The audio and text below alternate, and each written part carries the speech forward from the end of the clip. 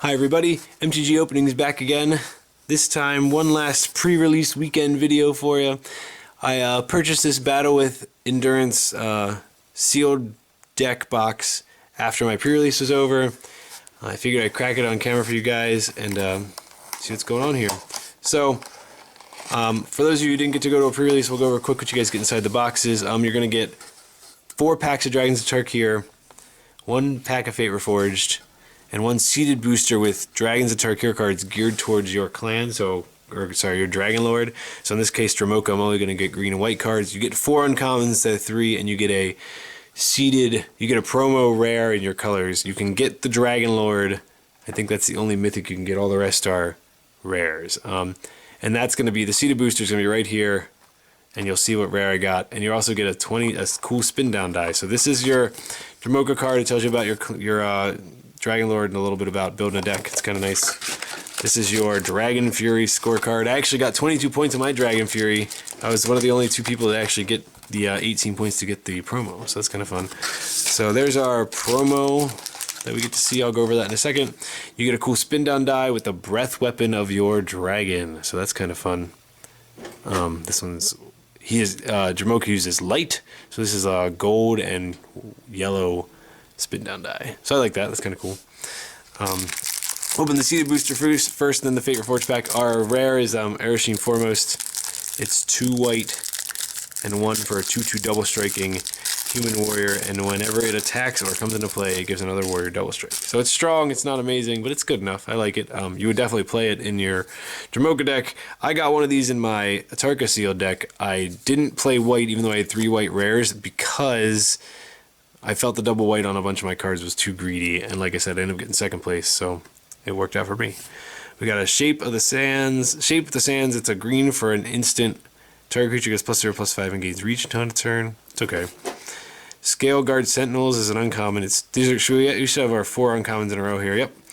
So it's 2 green for a 2/3. If you reveal a dragon card or control a dragon card, it enters the battlefield with a +1/+1 counter on it. Turn 2, 3/4 seems good. Press the Advantage is 2 and 2 green. Instant, up to 2 target creatures you control, up to 2 target creatures get +2/+2 and gain trample until end of turn. Strong card. I used it in my pre-release. I won at least 1 game with it, so it's pretty good.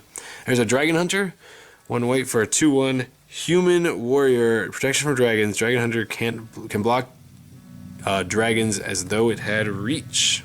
I like it. It's a good card. Obviously, it's 2/1 for 2, and so it gets in early, or you get it late to block your opponent's dragon, so it's good.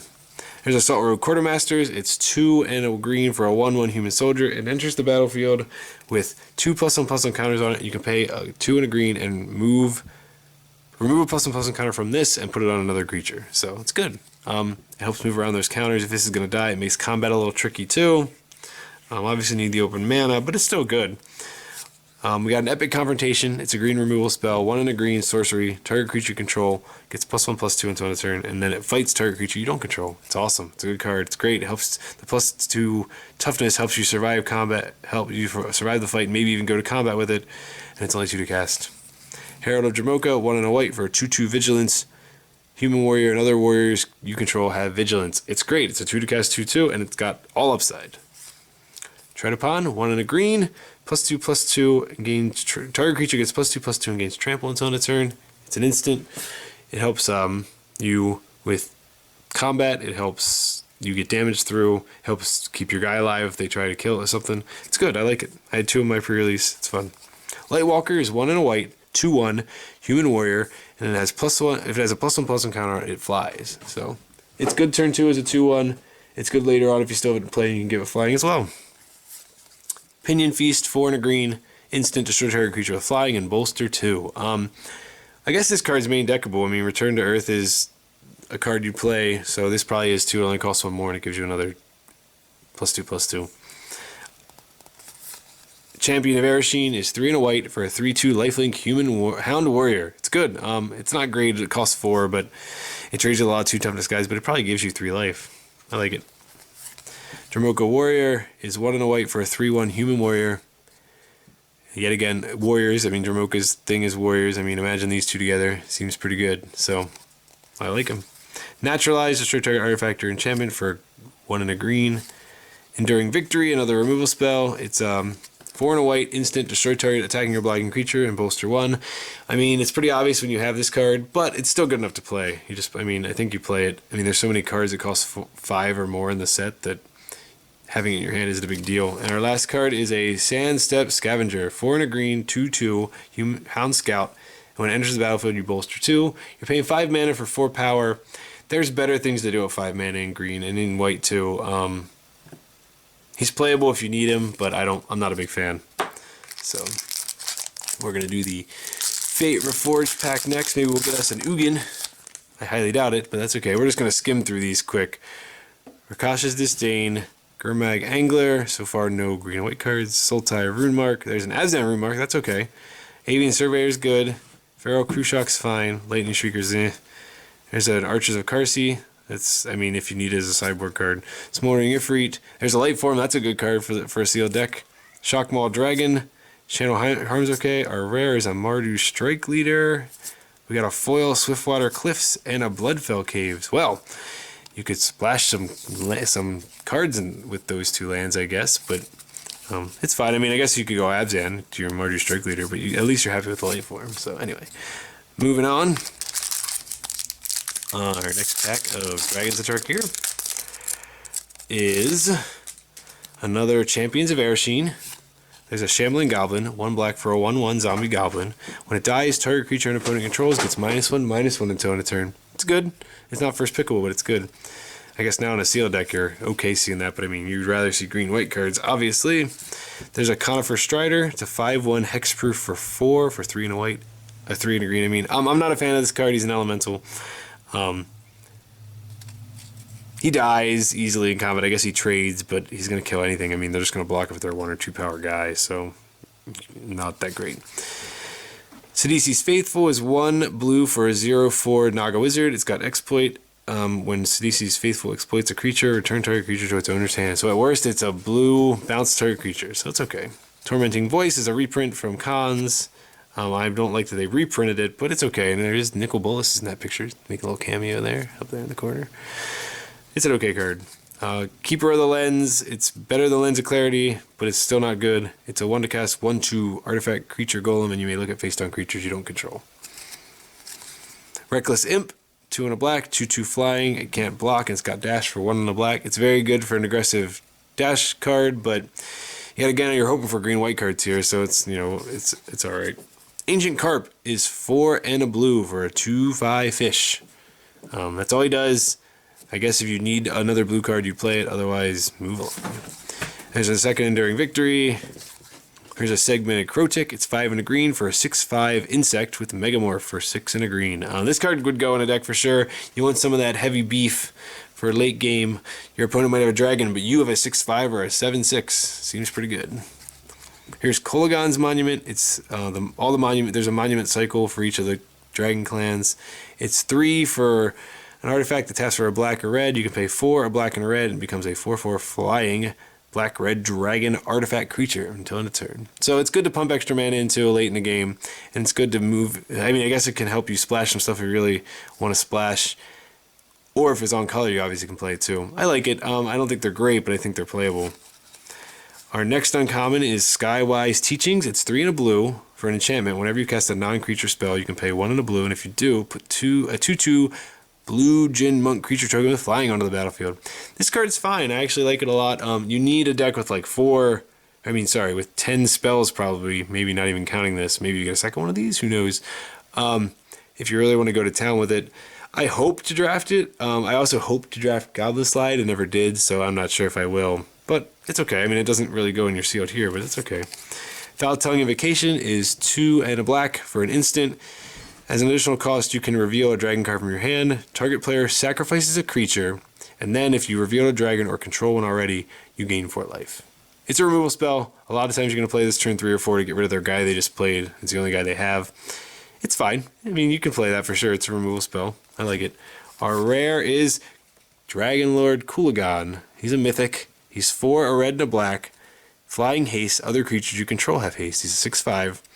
Whenever an opponent casts a creature or planeswalker spell with the same name as a card in his or her graveyard, that player loses 10 life. So I don't know if you've noticed, we've got the Kulagan Monument and a Bloodfell Caves. I think you might splash this in this deck, maybe even play black-red. We'll get there, we'll see. We got a Mountain and a Warrior token, so Kulagan's a cool pick up there. 3 packs to go. Hand of Silumgar is 1 and a black for a 2/1 human warrior with Death Touch. So he's a warrior, that's relevant. And he's got Death Touch, that's also cool. This seal deck might be leaning towards black. There's some strong black cards so far. Hardened Berserker, another good red card. This is 2 and a red for a 3/2 human Berserker, and whenever it attacks, the next spell you cast this turn costs 1 generic less. Not bad. Territorial Rock is 1 and a white for a 1/3 flying bird. It's not great, but I mean, it could easily go in a Dromoka deck if you've got nothing else to play on turn 2. Marsh Hawk, 4 red and 2 black, for a zombie ogre. It's a 4/6, and if you pay, it has Megamorph, and it's 1 morphs for 6 and a black. It's pretty good, it's strong. I mean, it's nothing to write home about, but it's definitely a big enough creature to worry about. Zephyr Scribe, 2 and a blue. For a 2/1 human monk, you can pay a blue, tap it, draw a card, then discard a card. Whenever you cast a non-creature spell, untap Zephyr Scribe. So its looting is always strong in limited events. It helps you get to land early and helps you get away from that land late. I like Zephyr Scribe. Pinion Feast is 4 and a green for a... Oh, we saw Pinion Feast earlier. Moving on. Fate Forgotten is 2 and a white, instant, exile target artifact or enchantment. You certainly don't want to main deck this card, but you definitely would be happy to have one in the sideboard. Misthoof Kieran is a good card. It's 2 and a white for 2/1 flying vigilance. It's got Megamorph, and you can pay 1 and a white to flip it over. You play this turn 3, you flip it turn 4, and hope you have another 2-drop, and you have a 3/2 flying vigilance that your opponent must answer. Taigum Strike, 3 and a blue, sorcery. Target creature gets +2/+0 until end of turn and can't be blocked this turn and has rebound. So rebound, of course, is if you cast this card from your hand, exile it as it resolves, and at the beginning of your next upkeep, you cast the card from exile without paying its mana cost. So it's potentially, I mean, it's at minimum, it's what, 6 damage, it's unblocked, but I don't know if it's good enough at 4 to play. Here's a Summit Prowler. It's a reprint from Cons. It's 2 and 2 red for a 4/3 Yeti. I'm not a fan that they reprinted this. They could have even made it name something else, and I probably would have been fine with it. I'm not sure why they just added this. I guess it's to show no matter how much things change, things always stay the same. I don't know. I'm not a big fan. I mean, it's a good card. You play it for sure, and you can play it in a red deck, and it's it's much easier to play it in 2 color formats than 3, so it's okay. Our first uncommon for this pack is a Savage Ventmaul. It's 4 red and a green for a 4/4 flying dragon, and when it attacks, you get 3 red and 3 green mana. Until end of turn, the mana doesn't empty from your mana pool at end steps or at phase end, at your end of phases. So, extra 6 mana. It doesn't even have to hit, it just has to attack. So, you attack, they block, you trade, you get 6 mana, you replace it with another dragon. It's pretty good. Bell Toll Dragon is 5 and a blue for a 3/3 flying hexproof. It's got Megamorph for 5 and 2 blue, and when it's turned face up, you put a +1/+1 counter on each other dragon creature you control.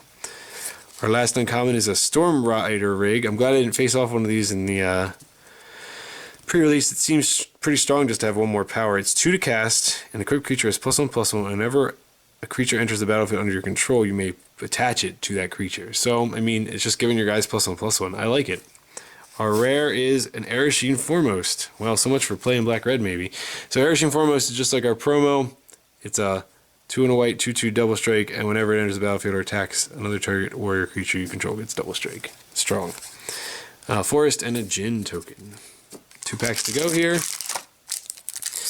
Hard to say where this pack leads, to be honest. Obviously, I'm not going to be building the sealed deck out of it, but it's always fun to think about. So, Avian Tactician is 4 and a white for a 2/3 flying bird soldier. And when it enters the battlefield, you bolster 1. It's strong enough. I mean, it costs 5. Maybe that's a little too expensive. I'd like it a lot more if it costs 4. It could even be like a 2/2 instead. It's okay in a pinch if you need another creature, but there's a lot of stuff at 5, so I'm not sure. Here's Mind Rot. That's a reprint from many sets. It's 2 and a black, sorcery, target player discards 2 cards. In sealed, it's good. I'm not sure you want to play it in draft, but it's okay. There's another Conifer Strider. Anticipate is 1 and a blue, instant. Look at the top 3 cards of your library, put one of them into your hand, and the rest on the bottom of your library in any order. I like this card. Early, it's good to, you know, make sure you get those land drops. Late, it's good to filter away those lands. I like it.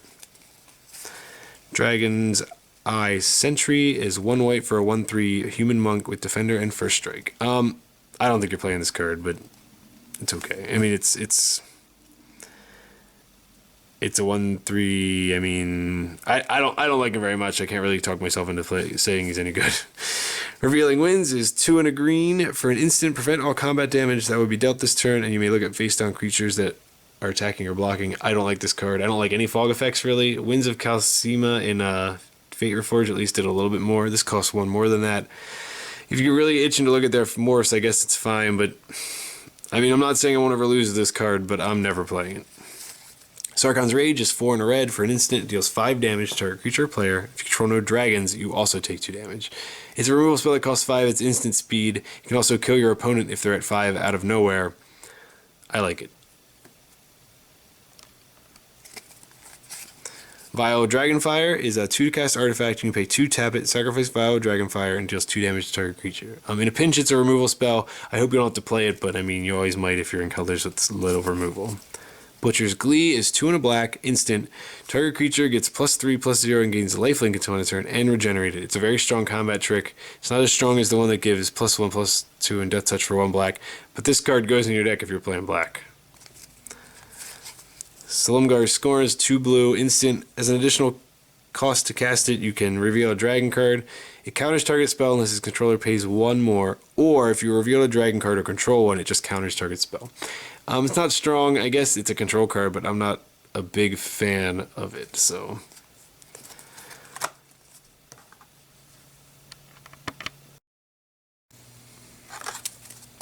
Our next uncommon is Stormwing Dragon. It's 5 and a red for a 3/3 dragon with flying and first strike. It's got Megamorph for 5 and 2 red, and when it's turned face up, put a +1/+1 counter on each dragon you control. I actually like this guy. I didn't think I would.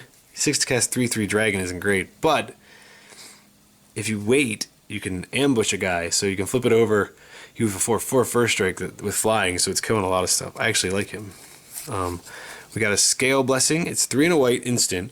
Bolster 1, then put a +1/+1 counter on each creature with a +1/+1 counter on it that you control. So worst, it's 3 and a white to give your guy with the lowest toughness +2/+2. Not great, but if you have even one more guy, it should be good enough. I mean, it's certainly not like a first pick, but I think it makes your deck. Our rare is Zurgo, Bell Striker. He's a red for a 2/2, legendary creature, Orc Warrior. He can't block creatures with power 2 or greater, and his dash is for 1 and a red. I like this guy. He's a little crazy. I mean, you play him turn 1 as a 2/2, and you can dash him, you know, any turn you get him later on. He's rarely blocking, obviously, so that's fine. And he's really good for constructed, not so much for limited, but he's okay. He's fine. And I love that Zurgo Home Smasher is now Zurgo Bell Striker. So we've got a foil. It's a Sandstorm Charger. Sandstorm Charger is 4 to cast 4 and a white. 3/4 beast with Megamorph for 4 and a white. So it's a fine card. I mean, you're not, you know, something to write home about, but it definitely takes a spot in your deck. Just like War Behemoth did. So 4, a mountain and a morph token. Alright, our last pack here for this box. We already got our 1 mythic, so I'm not going to hope for another one just yet. Maybe an Narset, huh? Want a Narset? I would love to see a Narset. Grave Purge, 2 and a black, instant. Put any number of target creature cards from your graveyard on top of your library and draw a card. A lot of times you see this in a set. I'm not a fan of it, but I've seen it used strongly, especially in late games. I just try never to get to those late games where that matters, to be honest. Hardened Berserker. We had one of these earlier. 2 and a red, 3/2. When it attacks, your next card costs 1 less. There's another Sandstorm Charger. Palace Familiar is 1 and a blue for a 1/1 flying, and when it dies, you draw a card. Good for exploit fodder, not good in your Dromoka deck. There's another Sandstep Scavenger. Here's Defeat. It's 1 and a black, sorcery. Destroy target creature with power 2 or less. I don't like this card. I mean, I guess it kills morphs before they megamorph up, but it's a sorcery. I mean, I guess if you're playing against a guy who's got really strong small guys, you want this, but I don't know. I'm not a big fan, even though it's removal. Reduced in stature is 2 and a blue. Enchantment aura, enchant creature. Enchanted creature has base power and toughness 0/2. Pretty good. I like that. It's a blue removal spell. It's great. There's another enduring victory. There's another epic confrontation. There's another tormenting voice. Dance of the Skywise is our first uncommon. It's 1 and a blue, instant. So on a turn, target creature you control becomes a blue dragon illusion with base power and toughness 4/4, and it loses all abilities and gains flying. I guess it's a trick. It can be 4 damage if they're not expecting it. It can ambush their 4 toughness dragons or other guys with flying, but this card, I mean, it's you have to be the right opportunity, the right chance. I don't like it very much, but I guess, I mean, I'm sure I will take 4 damage from it more than once in my career of drafting. So our next uncommon is a Herd Chaser Dragon. It's the green uncommon dragon. It's 5 and a green, 3/3 flying trample, megamorph 5 and 2 green, and when it's turn face up, you put a +1/+1 counter on each other dragon creature you control. It's my least favorite of them all. I would still play it in a sealed deck at least. I don't know if I would even draft it, but it's okay. Our last uncommon is another Foil Tongue Invocation, and our rare is, well, it's a mythic. It's a Descent of the Dragons. It's 4 and 2 red for a sorcery. Destroy any number of target creatures. For each creature destroyed this way, his controller puts a 4/4 red dragon creature token onto the battlefield with flying. So I guess if your opponent has a lot of big guys, you can do this, or you can do it to your own guys, of course. Maybe you get rid of their one big guy and you make all your guys dragons, or you just make all your guys dragons. It's fine. I mean, it can't be an instant. It'd probably be too strong, but it's fine. It's okay. I mean, I'm glad I own this now, then I won't have to draft it later, because I'm not sure it's that great. So, and our land is a swamp. Oh, and we get the Narset emblem. That's kind of cool, too. So, anyway, thanks for watching this opening. It looks like a pretty strong sealed deck, but kind of all over the place color-wise. Be sure to like this video and subscribe to my channel. Leave any comments in the comment section below. Check us out on Facebook, on MTG Openings, and on Twitter as well. Until next time, guys. Thanks.